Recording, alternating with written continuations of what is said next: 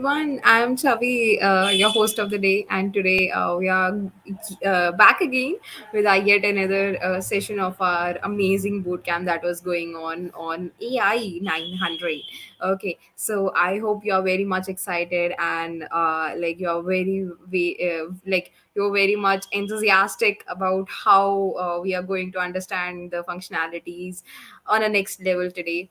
So yeah, I hope you all had a gist of what all things that we have discussed yesterday. Okay, if you haven't, just have a look to our yesterday session once, because it was a day one and today is a day two, and today we would be talking on some more functionalities and some more amazing fundamentals. So with that note, I would be very happy to welcome Santosh. Hi Santosh, how are you? Hey guys, good evening. Sorry for the delay. It was like 15 minutes, so I know No that. issues. So yeah, Amazing. we'll start right away. And if there are any questions, I think I saw a question yesterday, but I wasn't able to answer it. We'll start with that, and then we'll continue on the session. I think I'm able to Perfect, the screen. perfect. So he has some great experience in it, and it's been months that he has been contributing to our amazing Azure developer community. So with that note, Santosh, the stage is all yours. I'll be in the backstage. If you need anything, you can just let me know. Sure. Perfect.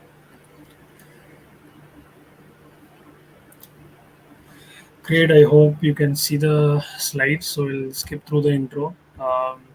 So I'll just tell quick about what I do. So I work as data engineer for Cognizant, and I've been doing boot camps for Azure developer community for a year now. And this is, I think, the third or fourth boot camp, and it is the third boot camp for AI 900. So super excited about how the community has grown since we started it last year, and I have been associated with it for around a year now. So yeah, so yesterday we'll do a quick wrap up on what we did yesterday, and then we'll start with computer vision. So yesterday we talked about what is machine learning and why it is used, and how it has evolved the past 5 to 10 years in time, and some of the applications that we have seen, and few of the techniques that we have. Three of the techniques that we have explored. One is clustering, regression, and classification. So those are three major types that we have in machine learning or AI. So today we'll talk about another interesting topic that everybody has seen, or at least have used in at least once, or maybe you're using it daily on a daily basis. So yeah, so today is an interesting one as well. So we'll start with the question that I got yesterday, but I wasn't able to answer it anyway. So if there are harmfulness, so yesterday we talked about the principles of AI and the responsibility principles what we have. So I'm not sure who asked the question, but I do remember the question as such.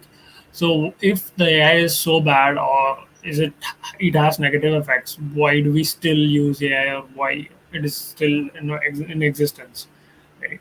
So I would give you a broad answer to it. I would narrow down to any conclusion or come to any conclusion of that sort. But what happens when any technology comes up, right? So as you know, mobile phones killed or the radiation that the microwaves emit, or the waves that emit, or has decreased the population of birds, but we still use it, right? And there are such scenarios where you have to compromise one thing for another. We have come across 1G, 2G, 3, and now 5 is underway. So we have to compromise one thing for another. So if, let's say, if everybody wants to use only landline, you don't have mobile phones or smartphones, and how the world would be, and how things would have been good. For the good, it would have been better, I believe. But since you have to adopt to things, right? So it is not always that you would, or there will be situations that you have to choose between moving forward or staying where you are.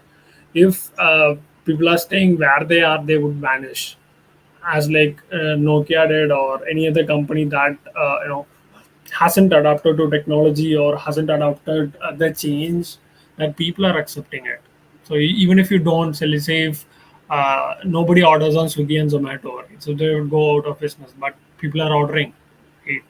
So when you have some technology, or when something is coming up, and same goes for augmented reality, virtual reality, the virtual reality headsets, everything has both its pros and cons, and even a computer has its pros and cons. And same way for an AI, that this could go wrong, right?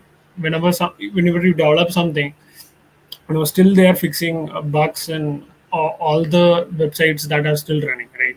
We still find vulnerabilities across, but the website has been here for 10 years or so. The company is still growing.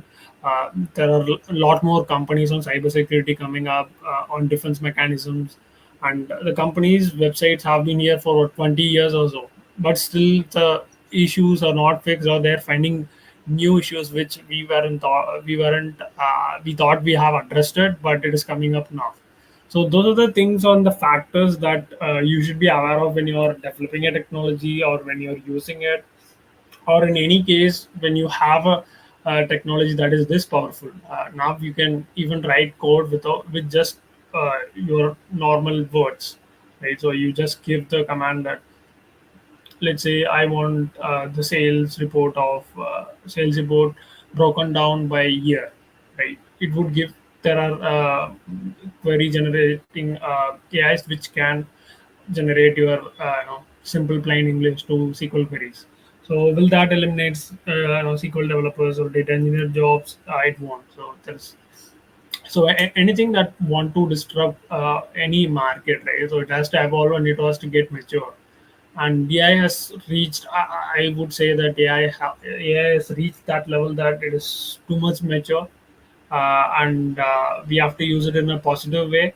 And I think most companies are aiming for that, and that is why we have these responsibility principles and all the checks in place, so that we don't uh, exploit any of the people are doing it. But we can't deny that people only use it for good, and nothing stops them from doing other things, right? So nobody's telling that this is bad, no, you don't have to do it.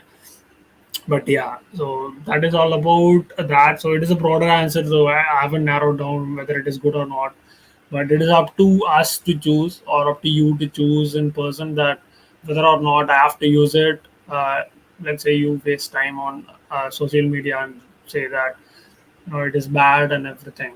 There are supporters and haters, and everywhere you have positives and negatives. So it's up to you guys to choose on what you want to do, and how you want to view AI, or any other process or technology that comes up. Maybe there could be another technology that is coming up, except blockchain. So blockchain is already there and people have started using it, and there are hell a lot of projects that have come up with.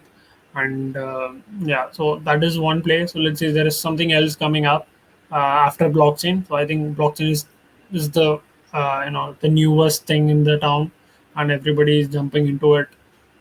But yeah, it will also get saturated, as I said yesterday, if you have attended this session at the start. So I was talking about how niche it was to learn AI, and how saturated it is now, right? Anyone you take, they know about at least a model, or at least they have done some projects in their final year, right? So that is one aspect to it. But there are many aspects that, if you know a technology, it gets outdated. But if you get deeper into something, right, when you are a programmer or a developer, you need to understand it in a broader perspective, and just not constrain yourself to, let's say I did this mistake, so I started with Python. So let's say I do only things that are meant for Python, so I don't want to code in any other language. So you would restrict yourself to doing only maybe machine learning, or maybe some sort of scripting, and some network programming, and that is the maximum that you can do with scripting side of Python, right? So you can also host web, but again you need HTML, CSS, and JavaScript for it. But you don't have to constrain yourself for anything, right? When technology comes up, either you adopt it, you accept that this is the change that I have to bring, it is the change that is coming up. So you have to accept that, okay, this change I have to take in, and then I have to grow on top of it, or I have to kind of reject it and then push it across, so that my tech gets older. So it is up to us to choose what we want. So that is up to that. So it's already late, I know. We'll wrap this up faster. So interesting topic today. uh, so we won't have a demo today, so unfortunately the time is already late. So we'll push the demo tomorrow. So we'll have two demos tomorrow probably. One is the Python script which connects to cognitive service, and then we would use that to describe a landscape, or find people. So famous personalities or celebrities, if you call it. So we'll try to find them, and then the second part is where we build the machine learning pipeline. Great. So these are the things that we would see. So today is most of AI with image. What are the images that you see out there? So we'll try to talk about that, and then if there are any questions, we'll pause it another 15 minutes. So once I talk about a little on what is an image and what we do, and then if there are any questions, then we'll take that up. Cool.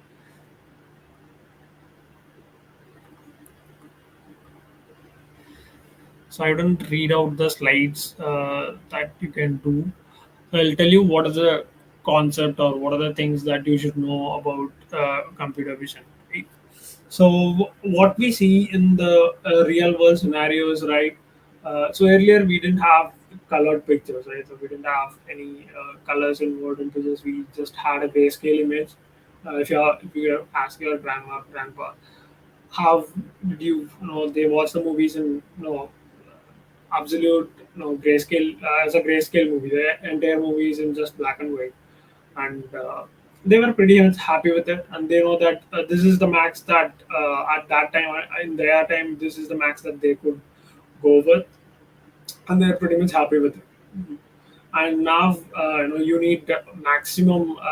Anybody, if you ask them, they want the best camera, they want the best resolution movie to be downloaded, or if you have a Netflix subscription, then you would always watch it in 4K or 1080p, depending upon depends on how much bandwidth you can afford.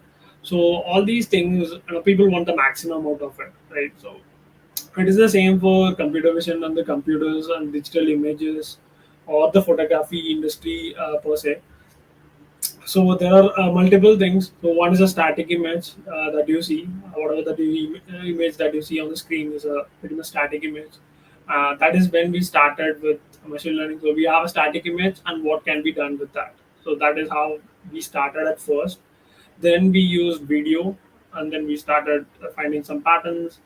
We started finding some things. Let's say if there is a video captured, and let's say if that video is let's say if you're doing a workout in gym, and it compares the video with the trainer, and tells you that what percentage of how accurate you're doing the post with the weights on. So all these things come into the picture with the video.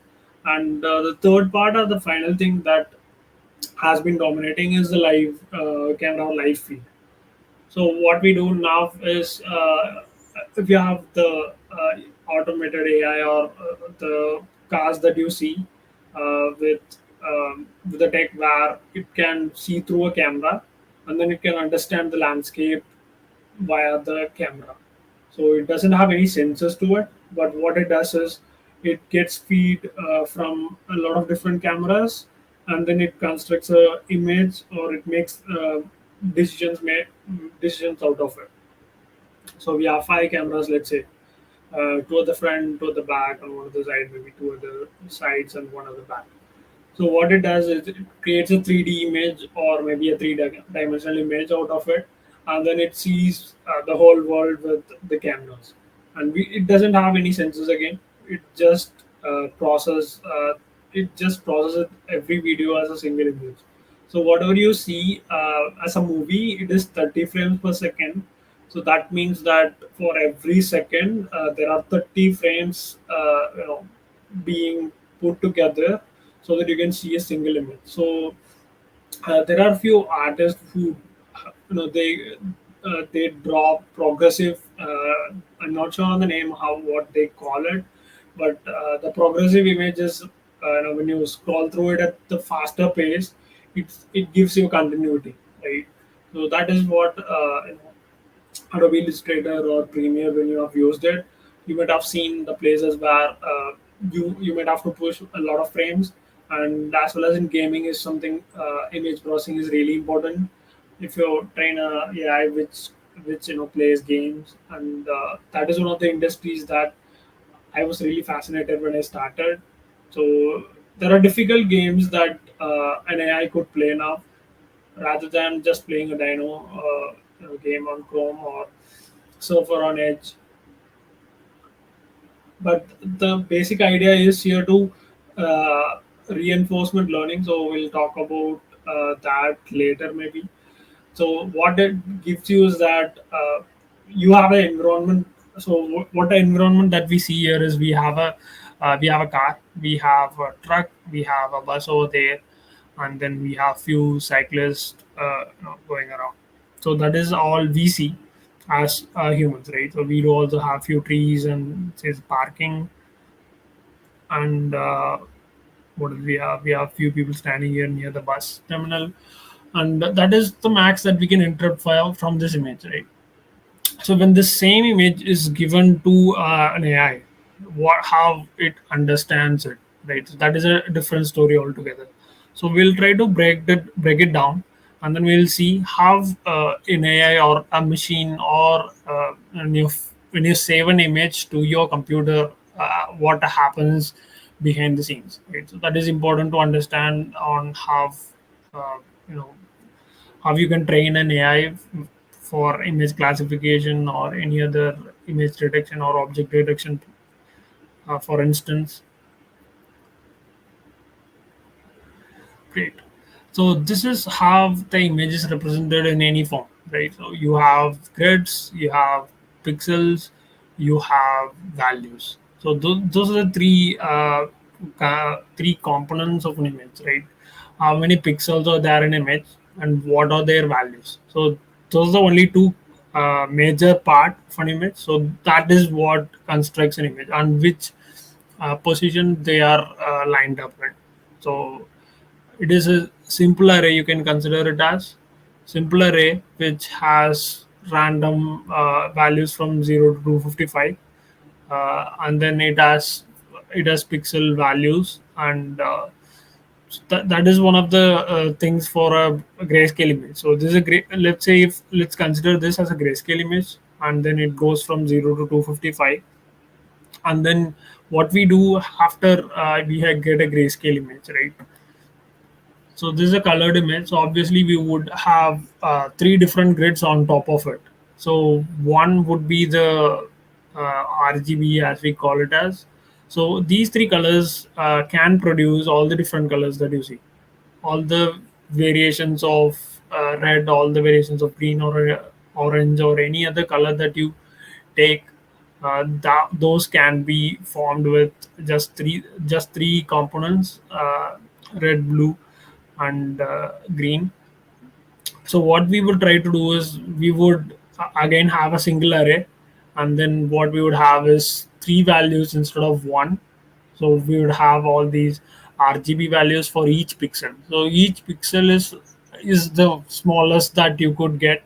So every pixel has an intensity, and those are the intensities that represents that particular pixel. And when you put all the pixels together, so this you could actually see on your computer monitors when you have a old the CRT monitors where it uses a cathode ray tube instead of having LCDs or LEDs. So you could really go closer to the monitor if you still have it, or at least even in the newest monitors, the IPS panels, if you go a really lot closer to it, I think a black or a white background would be more suited. I think black would be more, uh, you won't be seeing the pixels, but white, obviously, you would be able to, if you get really closer to the screen, right? You would be able to see the grids, the actual grids that you have in your monitor, right? So if you have a laptop, if you have a desktop, um, not if you have 720p monitor, then obviously you can definitely see there are grids. But 1080 is a bit difficult. Then you go to 4K and 8K or 2K monitor, then you would definitely not see it. At least with just being a lot closer, you need at least uh, the segregation of the pixels with some image so that it is more easier to view. So with that said, we'll try to understand how it is using all these values to construct a meaning out of it, right? So with just values, we can't determine anything, or we can't determine any of it, right? We can't determine whether it is an object, or if let's say we have an array of size 50, right? So this might come 50, and then we have bunch of different values, and that doesn't make any sense to us as humans. If you read bunch of numbers from 0 to 255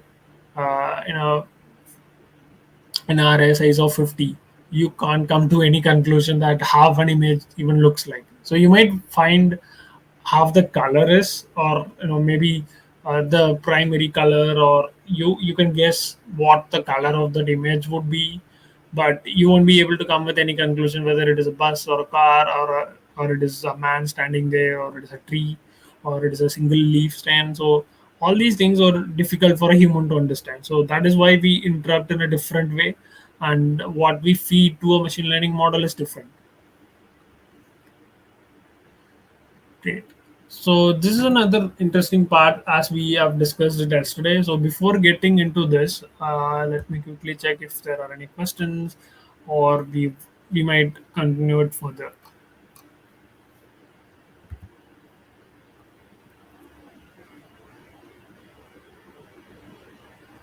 Great. So I don't see any questions. Great. Awesome. So the primary thing that we started. So this is also a evolution of how much we have used, or how much we have leveraged an image, a single image, right? So earlier we didn't have. So earlier we just had a classification. Let's say you give an image, and the AI gives you just what is the major portion of that image is, right? So the major portion of this image consists of a car. Since it is just yellow in color, it tags it as taxi. But again, it is how much you have trained the model, and what is the data set that you have trained the model with what pixels and features, and the class labels as well. That those determine how much what would be the label of uh, label of this particular output. In this case, we have taxi. So it interrupts the numerical pixels as features, right? So let's say if this particular uh, door has to be detected, what are the pixels that construct this particular door? So let's say this particular grid that we have. So let's say how good this grid is. So this particular grid, how this grid is created, or how this grid pixels are arranged. So it is the same. It is the same single array, maybe size, let's say 50 again, for just rough reference. So what are the pixels values if I give that constructs this particular door, right? So every value that you see, or every color that you see, or every uh, features that you see on a maybe on a billboard, or any colors that you see out there, everything is consisting of a pixel with different values. So since there are more pixels, the image is more sharper and image is more clear, right? So if you have played arcade games back then, so you would have pixel characters moving around. So you can construct a character with just 10 pixels, right? So it just moves around, and you can shoot people, and you can jump around, and you can move around with the legs. So the actual pixels are being used there. And now with the advancements, we have motion graphics and all the advancements in gaming. So where we have a smooth transition between a scenery, or it is more realistic. To be honest, if you have tried out all the latest games that has come out, maybe at least Cyberpunk, so it is more realistic to see, or it is more of a movie feel that you get when you play it, at least at 60 frames at 1080. If you go more above that, it is really cool. but at least you get the sense, right? So that is one of the factors that we would see in the further slides. So we weren't satisfied with what the image recognition that we did, right? We just say taxi, and it doesn't give you where the taxi is, or what, which part of the image consists of a taxi. So this is the bounding box that we would draw if the taxi is in this. So what we are trying to achieve is, let's say this is something that I want, and I want an AI to draw a bounding box or try to identify the pixels that construct this particular object. So it can be anything. It can be a car. It can be a bus. It can be people. It can be trees. So where exactly the images are. But now, if you can see, as you can see, there is a difference between the exact capturing of the result. So the car wheel ends here, but the model tells us that the car is somewhere inside this box. It is not sure on exactly where the car is, or the pixels that are responsible for constructing this car. But again, it gives you an idea of where the car is, or it gives you a rough sense of these are the pixels that are constructing this car or any object for consideration. And I can say at this level of confidence that this is a car. So this is one scenario, and we want to go one step further with it. So as I said, it only gives us where the car is, and we have other pixels. These are the unwanted pixels that it has detected, right? So it should have ended here, but it won't be a proper rectangular or square if it has entered on this particular side instead of a vertical line. So we went one step further, and we want to exactly find the pixels responsible for constructing a car or a bus or a person or a tree. So we went one step further onto it, and then we were able to perfectly distinguish one object from another. So this is an object, and this is, let's say, this is another object. There could be multiple objects. This is a pathway, and these are two cyclists who are just going around, and there are also trees, and we have a traffic light, and then there are a few people over here as well. But the main portion of, or the main objective is to find what object is and distinguish between multiple objects at the same time. Great. So again, we are not satisfied with it. So that is what the evolution is, right? So if we are not satisfied with anything, so what we did is another step further. We just didn't use images. We wanted to use NLP, right?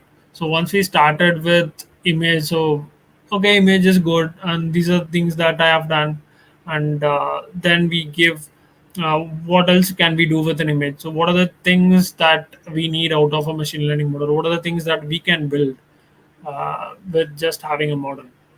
And we went one step further, and then we started using it for, maybe you can call this as caption generation. This we would see a live demo tomorrow, uh, probably. So what we did is, this could describe this particular image in 100 different ways, right?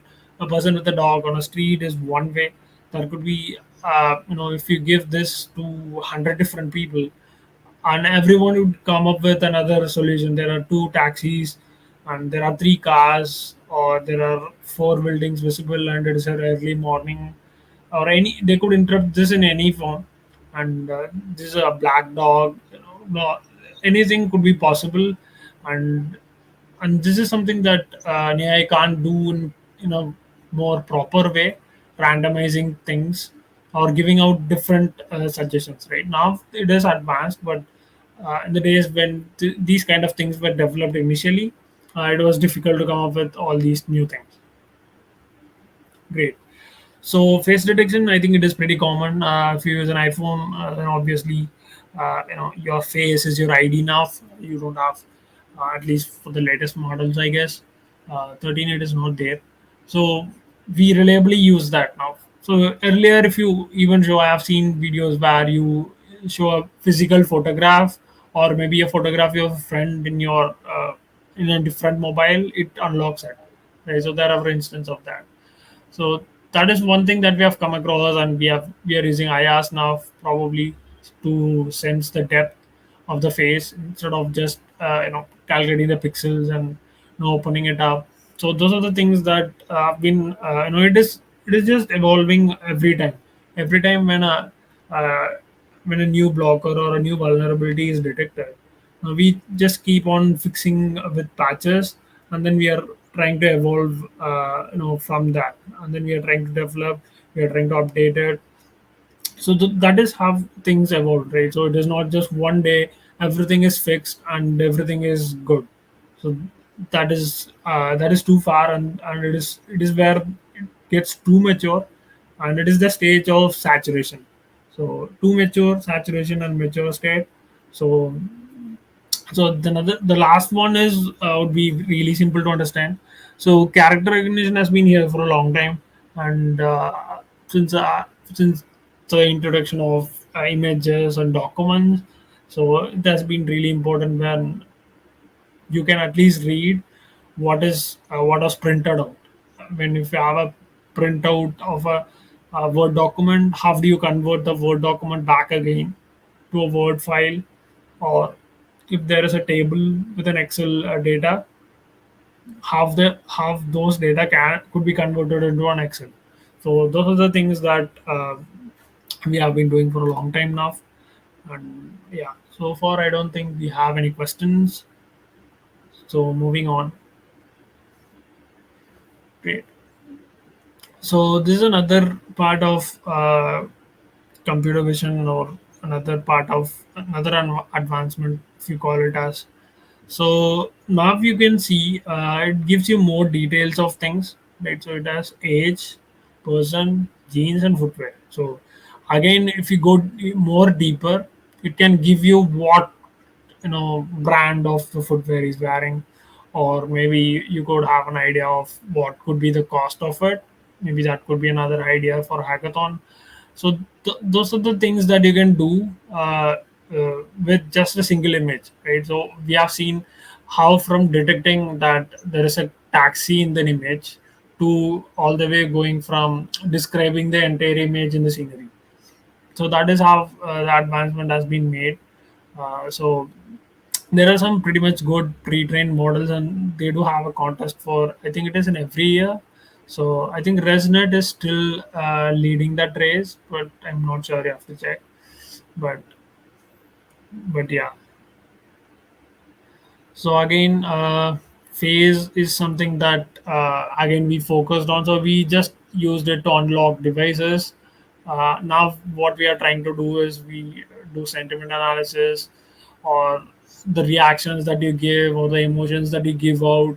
So again, this is one step further, and the second step is where how you do it in a live situation, when there's an investigation going on, and whether you have to check if the felon has is instead of using a lie detector, you can just have a camera on your hand and you can check. So those are the advancements that has been made.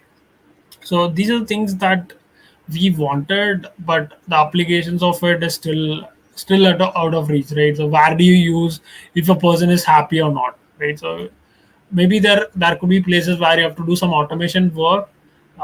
Let's say you want to generate something, or you want to check if the image is valid or not, and then if there's a verification center or a test center that you want to do, then let's say if you want to check if it is a real person or it is a fake person. So those are the places I might think it would be used, but again, it is the industry use case is a lot more difficult to understand and is different as well. So yeah, that is for that particular piece. And this is another classic example. So from printed text, from recognizing a printed text materials, now we have come up to where you write it in English. I think at least pretty much all the models, or the general models at least, recognize English as their first language, but there are other models which could recognize 10 plus languages around the world.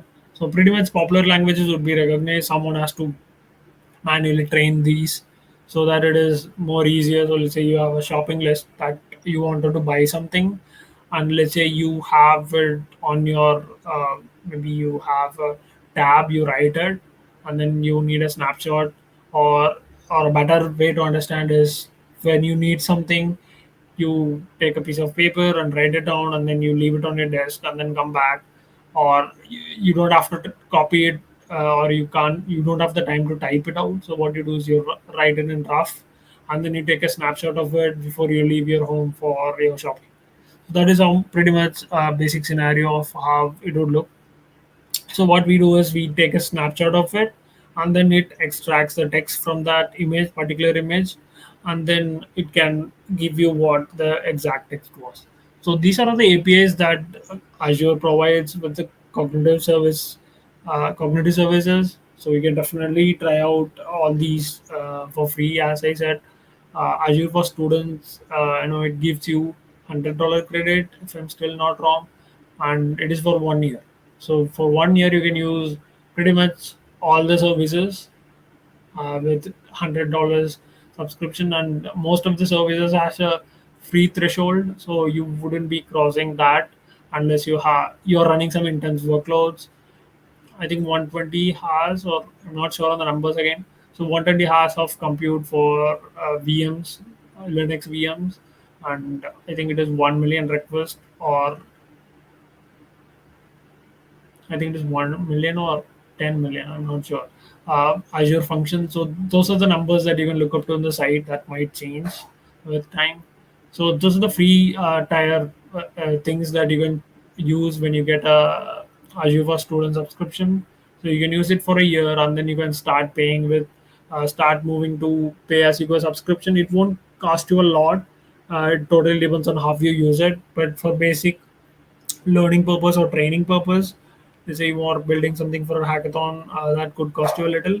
But if you're trying to do some labs or trying to understand certain concepts, you're trying to manually do it instead of just watching a video or watching someone doing it, I think that could be a great choice. Cool. So again, this is another example of half the image or the text recognition is done. So you have a receipt from your store or supermarket or anywhere, and then you scan it, and then it is converted as a document. So that also you can definitely use it. So another thing that I wanted to show is, so this is more interesting, right? So this is how a simple classifier would look like, and you can use custom vision of Azure to train your own models. So what you have to do is you have to take a picture of the object that you want to classify and give it a label. So what you can do is you can take 50 pictures of a single apple, and then upload it saying that all these are apples, and you can again do 50 pictures of banana, 50 pictures of orange, another 50 picture of pears or any other fruit or vegetable that you want, and then upload it to custom vision, and then you can start it would start giving out results. So that is one of the coolest things that you can do. So you don't have to retrain or you don't have to even touch the code, so you have to just upload the image and then give it the label, and then get the output. So I think today we'll be on time. So yesterday we didn't get a time for a feedback. So yeah, I know it is too early, but we wanted to make sure that you get the feedback right so that we could improve the session. We'll take up questions now if there are any. So if I could see the comments as well, but I don't see any question. Let me go back in time and check if we have any.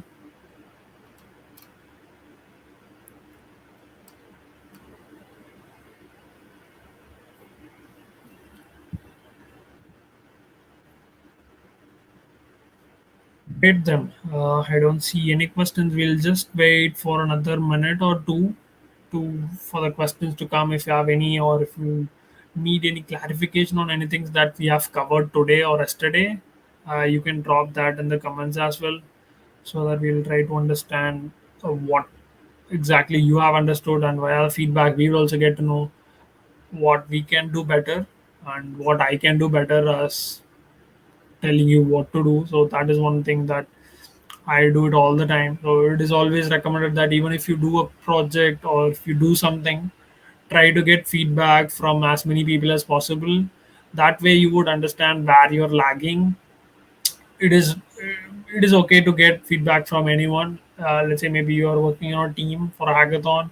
Once the hackathon is over, let's say you have a team of 4 people, then you could do it anonymously, or if you want, you can just get their names as well. But anonymous always works best because you don't feel any no, you don't have uh, any conflict later, or he's no, you don't have to be so much worried about what feedback you get, either it is positive or negative. So anonymous feedbacks always works best. So try to get that as much as possible, as early as possible, so that it is more easier for you to develop later. So which I did. I didn't. I didn't get any feedback from anyone. I thought like, okay, this is how things work, and this is what I'm doing. Why I'm doing something good. So that is what I thought. So that is one thing that you should really avoid, and try to get feedback as quick as possible once you complete something, or at least get some guidance on whether I'm doing it right or not. So that is another big factor on how you learn and how you develop your skills. So yeah, so I think it is a great session, and tomorrow we'll check out the demo, so that is more interesting or at least useful in some case instead of just having bunch of slides here and there. So any closing notes, and we can close it off. If you have any questions, we'll take it up, or else we are good to close.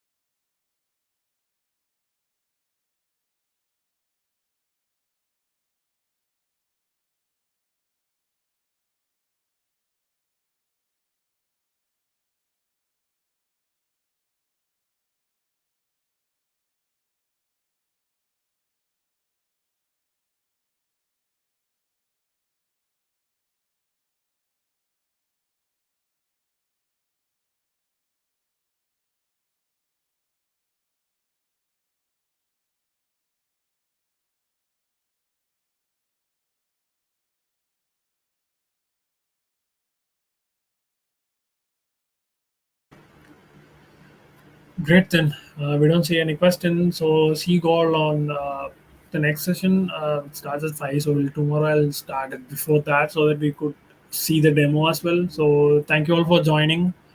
See you all tomorrow.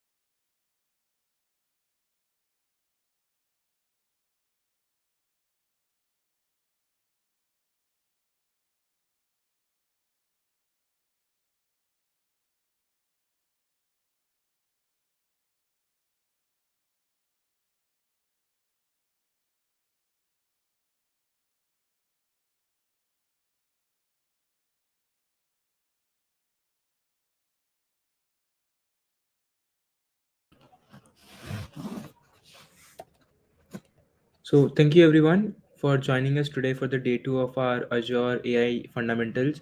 And thank you very much to our speaker who came here and devoted his time for the community and the folks. So, let's catch up tomorrow with new, more concepts of Azure and its AI services. Till then, stay safe and happy. Bye bye. Good night.